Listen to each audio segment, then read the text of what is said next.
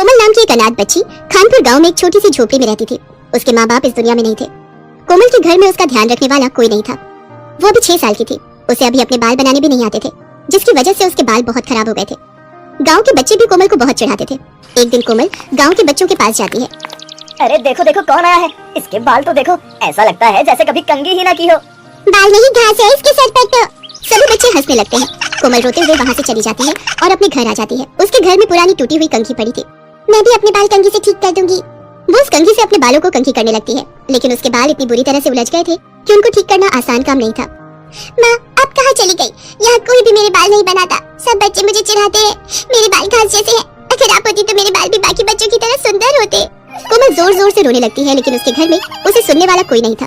कुछ दिन बाद कोमल जंगल से लकड़ियाँ लेने जाती है। जंगल से लकड़ियाँ निकालते समय उसके बाल झाड़ियों में फंस जाते हैं। अरे मेरे बाल कहाँ फंस गए?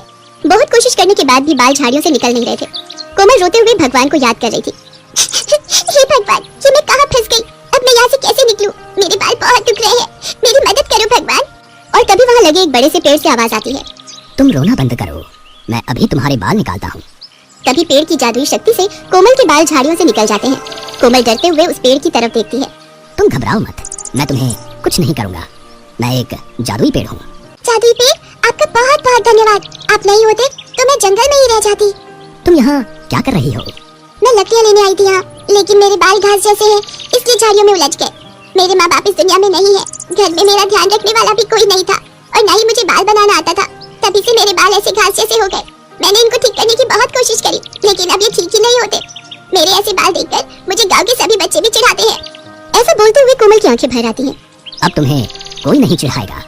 तभी वो जादुई पेड़ अपनी शक्तियों से कोमल के बाल सुनहरे रंग के कर देता है। अरे मेरे बाल सोने के बाल हो गए। कोमल अपने सोने के बाल देखकर बहुत खुश होती है।